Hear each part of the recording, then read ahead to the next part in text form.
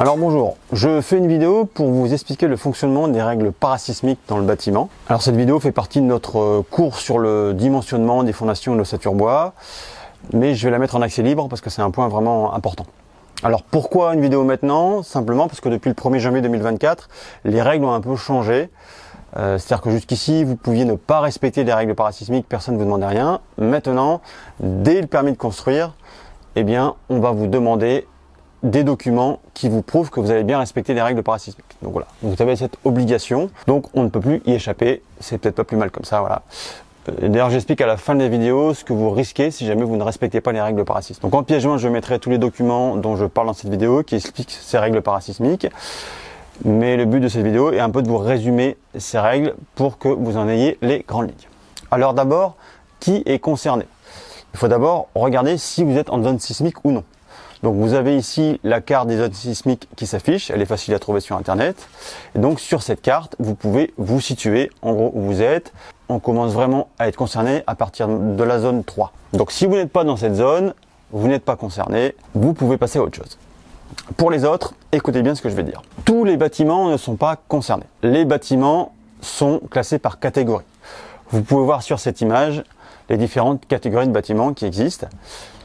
Alors vous avez les catégories de classe 1, ça concerne les bâtiments dans lesquels il n'y a pas d'occupation permanente, plutôt des bâtiments professionnels en général, des hangars, des choses comme ça. Donc là on n'est pas concerné. Et là où la réglementation sismique commence vraiment à s'appliquer, c'est à partir des bâtiments de deuxième catégorie, c'est-à-dire tout l'habitat individuel, les établissements recevant du public, tous les bâtiments en gros qui ont une hauteur de moins de 28 mètres. C'est surtout la hauteur qui est prépondérante. Voilà.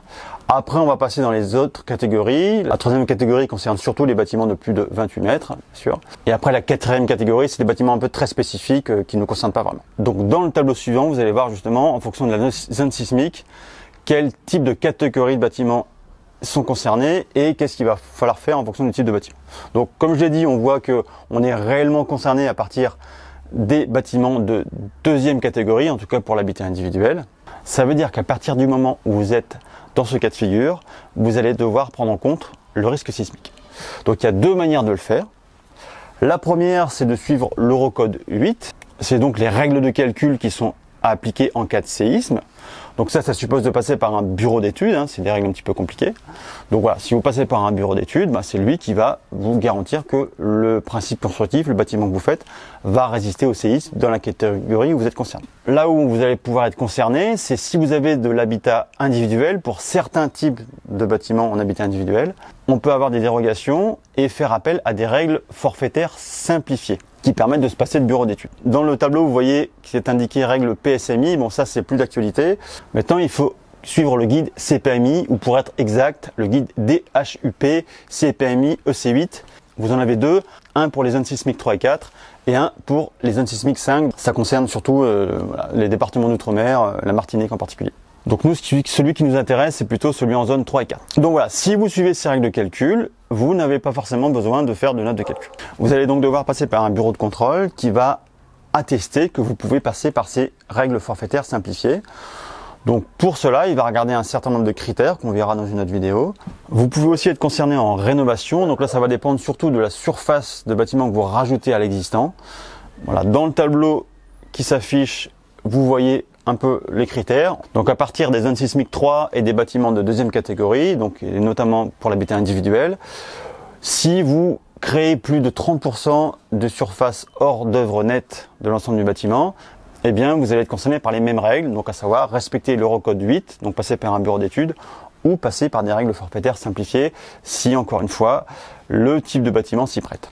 Donc vous devrez aussi passer par un bureau de contrôle qui va attester ça. Le bâti ancien est rarement lui-même aux normes sismiques, surtout si c'est du bâti qui date du début du siècle dernier.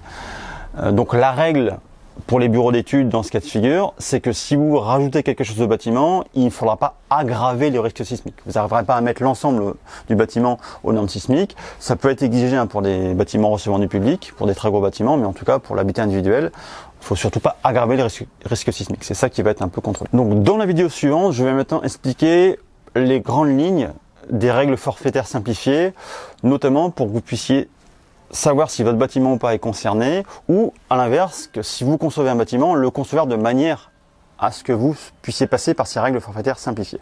Donc cette vidéo ne sera pas accessible en public, elle sera accessible uniquement dans notre cours en ligne. Mais avant de terminer, je voulais juste faire un point pour savoir qu'est-ce qui se passe si jamais vous ne respectez pas ces règles. Si vous dites au bureau d'études ou au bureau de contrôle qui va devoir s'assurer que vous respectez les règles que vous ne voulez pas respecter, déjà il ne vous donnera pas l'attestation, donc vous ne pourrez pas déposer le permis de construire. Donc ça déjà c'est pas possible. Maintenant admettons vous faites la note de calcul ou vous passez par un bureau de contrôle, vous attestez que vous allez respecter les règles CPMI, voilà, mais au final vous ne le faites pas. Vous passez sur une toute autre technique qui n'est pas dans les normes sismiques. Donc là qu'est-ce qui va se passer? Eh bien de deux choses l'une, soit il n'y a jamais de séisme. S'il n'y a jamais de séisme, pas de dégâts, pas de sinistre, bon là il se passera rien. Personne ne peut rien vous reprocher. Le problème va se poser si un jour il y a un sinistre. Donc s'il y a un sinistre, il peut se passer deux types de choses. Soit il n'y a que des dégâts matériels. Donc voilà, donc il y a des désordres, des dégâts sur le bâtiment, des fissures qui apparaissent sur les murs. Voilà. Dans ce cas-là, c'est la garantie décennale qui va fonctionner. Donc on va donc venir chercher pendant 10 ans la personne qui a réalisé les travaux. Donc si c'est une entreprise qui a une garantie décennale, eh ben c'est sa garantie décennale qui va fonctionner. L'assurance viendra peut-être se retourner contre lui s'il n'a pas respecté les règles sismiques, et il paiera des malus. Si vous êtes autoconstructeur, que vous n'avez pas de garantie décennale, ben ce sera à vous de payer les réparations, de payer les travaux, en tout cas pendant 10 ans. Si par contre, cas plus grave, une personne est blessée pendant ce séisme, voire même tuée, cas de figure encore plus grave, là on relève du pénal.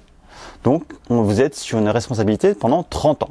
Donc pendant 30 ans après la fin des travaux, la personne qui a réalisé les travaux est responsable s'il y a une personne qui est blessée. Donc là, c'est beaucoup plus grave. Vous avez l'info, maintenant, vous faites comme vous voulez, c'est à vous de prendre le risque ou non. La suite dans une prochaine vidéo où on rentre un peu plus dans les détails.